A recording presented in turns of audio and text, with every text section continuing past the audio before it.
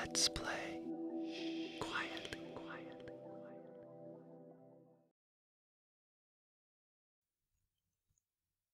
The Masque of the Red Death by Edgar Allan Poe.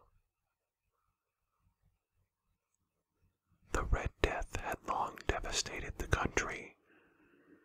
No pestilence had ever been so fatal or so hideous. Blood was its avatar and its seal, the redness and the horror of blood. There were sharp pains and sudden dizziness, and then profuse bleeding at the pores with dissolution. The scarlet stains upon the body, and especially upon the face of the victim, were the pest ban which shut him out from the aid and from the sympathy of his fellow men. And the whole seizure, progress, and termination of the disease were the incidents of half an hour. But the Prince Prospero was happy and dauntless and sagacious. When his dominions were half depopulated, he summoned to his presence 1,000 hale and light-hearted friends from among the knights and dames of his court, and with these retired to the deep seclusion of his castellated abbeys. This was an extensive and magnificent structure, the creation of the prince's own eccentric yet august taste. A strong and lofty wall girdled it in. This wall had gates of iron. The courtiers, having entered, brought furnaces and massy hammers and welded the bolts. They resolved to leave means neither of ingress nor egress to the sudden impulses of despair or of frenzy from within. The abbey was amply provisioned. With such precautions the courtiers might bid defiance to contagion. The external world could take care of itself. In the meantime it was folly to grieve or to think. The prince had provided all the appliances of pleasure. There were buffoons, there were improvisatori, there were ballet dancers, there were musicians. There was beauty, there was wine. All these and security were within. Without was the Red Death. It was toward the close of the 5th or 6th month of his seclusion, and while the pestilence raged most furiously abroad, that the Prince Prospero entertained his 1,000 friends at a masked ball of the most unusual magnificence.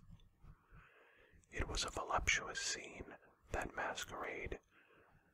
But first let me tell of the rooms in which it was held. There were 7, an imperial suite. In many palaces, however, such suites form a long and straight vista, while the folding doors slide back nearly to the walls on either hand, so that the view of the whole extent is scarcely impeded. Here the case was different, as might have been expected from the Duke's love of the bizarre. The apartments were so irregularly disposed that the vision embraced but little more than one at a time. There was a sharp turn at every 20 or 30 yards, and at each turn a novel effect. To the right and left, in the middle of each wall, a tall and narrow Gothic window looked out upon a closed corridor which pursued the windings of the suite. These windows were of stained glass, whose color varied in accordance with the prevailing hue of the decorations of the chamber into which it opened. That at the eastern extremity was hung, for example, in blue, and vividly blue were its windows.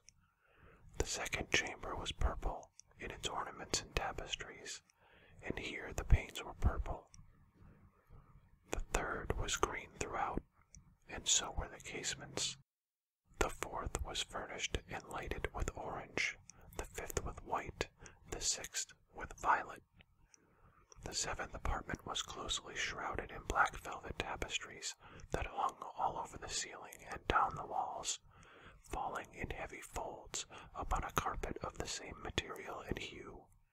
But in this chamber only, the color of the windows failed to correspond with the decorations. were scarlet, a deep blood color. Now in no one of the 7 apartments was there any lamp or candelabrum. Amid the profusion of golden ornaments that lay scattered to and fro, or depended from the roof, there was no light of any kind emanating from lamp or candle within the suite of chambers. But in the corridors that followed the suite, there stood, opposite each window, a heavy tripod, bearing a brazier of fire, that projected its rays through the tinted glass, and so glaringly illuminated the room, and thus were produced a multitude of gaudy and fantastic appearances. But in the western or black chamber, the effect of the firelight that streamed upon the dark hangings through the blood-tinted panes was ghastly in the extreme, and produced so wild a look upon the countenances of those who entered, that there were few of the company bold enough to set foot within its precincts at all. It was in this apartment, also, that there stood against the western wall a gigantic clock of ebony. Its pendulum swung to and fro with a dull, heavy, monotonous clang, and when the minute hand made the circuit of the face, and the hour was to be stricken, there came from the brazen lungs of the clock a sound which was clear and loud and deep and exceedingly musical, but of so peculiar a note and emphasis that at each lapse of an hour the musicians of the orchestra were constrained to pause momentarily in their performance to hearken to the sound, and thus the waltzes perforce ceased their evolutions, and there was a brief disconcert of the whole gay company, and, while the chimes of the clock yet rang, it was observed that the giddiest grew pale, and the more aged and sedate passed their hands over their brows as if in confused reverie or meditation. But when the echoes had fully ceased, a light laughter at once pervaded the assembly. The musicians looked at each other and smiled, as if at their own nervousness and folly, and made whispering vows, each to the other, that the next chiming of the clock should produce in them no similar emotion. And then, after the lapse of 60 minutes, which embraced 3,600 seconds of the time that flies, there came yet another chiming of the clock, and then were the same disconcert and tremulousness and meditation as before. But in spite of these things, it was a gay and magnificent revel. The tastes of the Duke were peculiar. He had a fine eye for colors and effects. He disregarded the decora of mere fashion. His plans were bold and fiery, and his conceptions glowed with barbaric luster. There are some who would have thought him mad. His followers felt that he was not. It was necessary to hear and see and touch him to be sure that he was not. He had directed in great part the movable embellishments of the 7 chambers upon occasion of the great fete, and it was his own guiding taste which had given character to the masqueraders. Be sure they were grotesque. There were much glare and glitter in the piquancy and phantasm, much of what has been since seen in Hernani. There were arabesque figures with unsuited limbs and appointments. There were delirious fancies such as the madman fashions. There were much of the beautiful, much of the wanton, much of the bizarre, something of the terrible, and not a little of that which might have excited disgust. To and fro in the 7 chambers there stalked, in fact, a multitude of dreams, and these, the dreams, writhed in and about, taking hue from the rooms and causing wild music of the orchestra to seem as an echo of their steps. And, anon, there were strikes of the ebony clock which stands in the hall of the velvet. And then, for a moment, all is still, and all is silent, save the voice of the clock. The dreams are stiff frozen as they stand, but the echoes of the chime die away. They have endured but an instant, and a light, half-subdued laughter floats after them as they depart. And now again the the music swells, and the dreams live and writhe to and fro more merrily than ever, taking hue from the many-tinted windows through which stream the rays from the tripods. But to the chamber which lies most westwardly of the seven there are now none of the maskers who venture, for the night is waning away, and there flows a ruddier light through the blood-colored panes, and the blackness of the sable drapery appalls. And to him whose foot falls upon the sable carpet, there comes from the near clock of ebony a muffled peal more solemnly emphatic than any which reaches their ears who indulge in the more remote gaieties of the other apartments. But these other apartments were densely crowded, and in them beat feverishly the heart of life, and the revel went whiningly on, until at length there commenced the sounding of midnight upon the clock, and then the music ceased, as I have told, and the evolutions of the waltzers were quieted, and there was an uneasy cessation of all things as before. But now there were 12 strokes to be sounded by the bell of the clock, and thus it happened, perhaps, that more of thought crept, with more of time, into the meditations of the thoughtful among those who revelled. And thus, too, it happened, perhaps, that before the last echoes of the last chime had utterly sunk into silence, there were many individuals in the crowd who had found leisure to become aware of the presence of a masked figure which had arrested the attention of no single individual before, and the rumor of this new presence having spread itself whisperingly around, there arose at length from the whole company a buzz or murmur, expressive of disapprobation and surprise, then finally of terror, of horror, and of disgust. In an assembly of phantasms such as I had painted, it may well be supposed that no ordinary appearance could have excited such sensation. In truth, the masquerade license of the night was nearly unlimited, but the figure in question had out-Heroded Herod, and gone beyond the bounds of even the prince's indefinite decorum. There are chords in the hearts of the most reckless which cannot be touched with emotion, even with the utterly lost, to whom life and death are equally jests. There are matters of which no jest can be made. The whole company, indeed, seemed now deeply to feel that in the costume and bearing of the stranger neither wit nor propriety existed. The figure was tall and gaunt, and shrouded from head to foot in the habiliments of the grave. The mask which concealed the visage was made so nearly to resemble the countenance of a stiffened corpse, that the closest scrutiny might have had difficulty in detecting the cheat. And yet all of this might have been endured, if not approved, by the mad revellers around.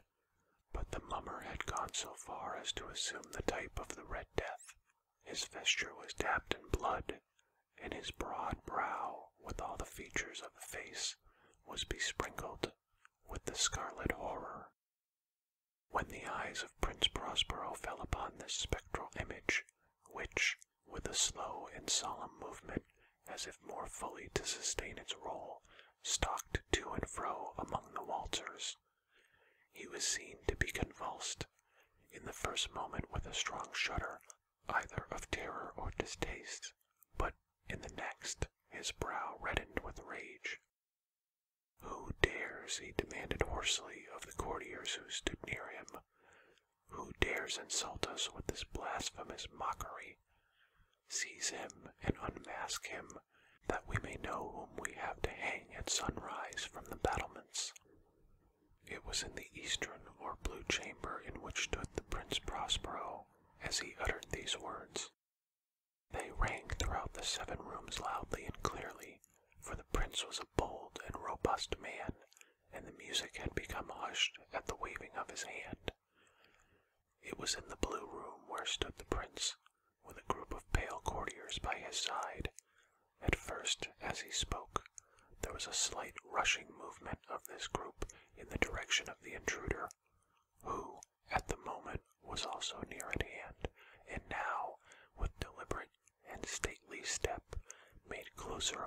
to the speaker, but from a certain nameless awe with which the mad assumptions of the mummer had inspired the whole party. There were none who put forth hand to seize him, so that, unimpeded, he passed within a yard of the prince's person, and, while the vast assembly, as if with one impulse, shrank from the centers of the rooms to the walls, he made his way uninterruptedly, but with the same solemn and measured step which had distinguished him from the first, through the blue chamber to the purple, through the purple to the green, through the green to the orange, through this again to the white, and even thence to the violet, ere a decided movement had been made to arrest him. It was then, however, that Prince Prospero, maddening with rage and the shame of his own momentary cowardice, rushed hurriedly through the 6 chambers, while none followed him on account of a deadly terror that had seized upon all. He bore aloft a drawn dagger, and had approached in rapid impetuosity to within 3 or 4 feet of the retreating figure, when the latter, having attained the extremity of the velvet apartment, turned suddenly and confronted his pursuer. There was a sharp cry, and the dagger dropped gleaming upon the sable carpet, upon which, instantly afterward, fell prostrate in death the Prince Prospero. Then, summoning the wild courage of despair, a throng of revelers at once threw themselves into the black apartment, and seizing the mummer, whose tall figure stood erect and motionless within the shadow of the ebony clock, gasped in unutterable horror at finding the grave cerements and corpse-like mask, which they handled with so violent a rudeness, untenanted by any tangible form. And now was acknowledged the presence of the Red Death. He had come like a thief in the night, and one by one dropped the revelers in the blood-bedewed halls of their revel, and died each in the despairing posture of his fall. And the life of the ebony clock went out with that of the last of the gay, and the flames of the tripods expired, and darkness and decay and the Red Death held illimitable dominion over all.